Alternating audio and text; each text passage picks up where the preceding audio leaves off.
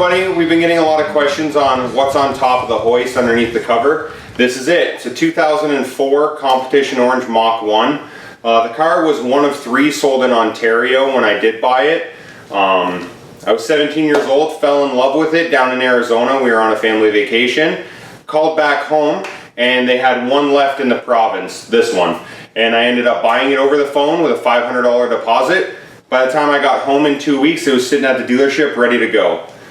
Being 17, you know, you don't have any credit or anything, so I got my mother to co-sign for me, and we took it home. So that's kind of where we're at right now. Let's go over the rest of the car. So seeing as this is a Mach 1, it's a 4-valve motor with the shaker inlet. There's a couple things under here that aren't stock, obviously, I'm sure you can tell. The chrome coolant cover here. I have a chrome fuse box cover and a C&L intake. The only reason I did any of this chrome is because when I was young, I would leave the hood up when I washed it and that kind of stuff. And the sun bakes these coolant tanks, so the top gets all gross. So actually I put this on here, not because I like the way it looks, but just to kind of keep that when I have the hood open. I did a C&L intake because I was 17 and I thought I had to be the coolest kid ever. Put parts on his Mustang that never moves. So I did that. I still have all the stock parts, obviously, but I don't know, at 17 I thought it was the greatest thing ever, so it's on there. And that's about it. I mean, you can see how dusty it is. The car's been here in this location now for probably a year without having the cover off of it. So this is the first time that we've opened it.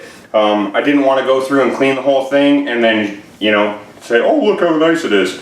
This is real life right here. So, like I said, this is a 2004, which makes it a 40th anniversary car. This color is called Competition Orange. This is the first Competition Orange car that was made since 1970. The color code on this car is the actual 1970 color code, and it's only the second time that orange was put on a car, on a Mustang I should say, from 1970. There was a 96 orange, but it was really pale and it was totally different than this one. Like I said, this is the 1970 color, so it's very flat. There's no metallic in it at all. So you do see scratches and everything if you were to get any. So be careful of that if you're looking to buy one. One of the cool things about the Mach 1, obviously it has the 4-valve like we talked about, has the shaker hood, the chin spoiler, Mach 1 wheels and brakes. Some of the cool stuff about it is that it has different sway bars in it, different brakes, different coil springs. It's got some factory subframe connectors, obviously the factory stripes on it. Has a black spoiler. All the other Mustangs of this year had color match spoilers on them. And the interior is quite a bit different, which we'll go over in a second.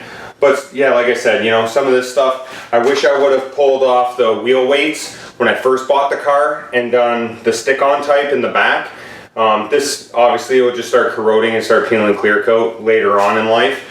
So it's too late now, I'm just gonna leave them on there. But I wish I would have done that when I first bought it. So here's the inside of the car. Like I said, it has 5,500 kilometers on it. One of the cool things about the Mach 1 is the seats. It's got the retro style that throw back to the original Mach seats. The bolsters are a little bit bigger in this than the GT seat. It's got a different shift ball that you can see right here for the stock 3550 Tremec transmission.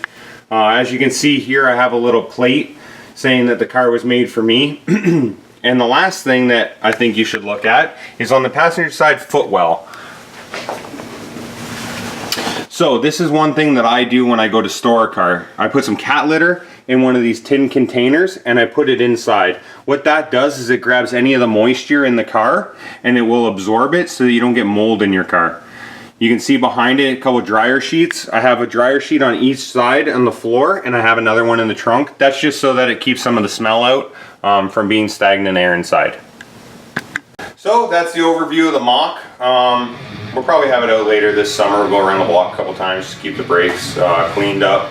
I'm really bad at life.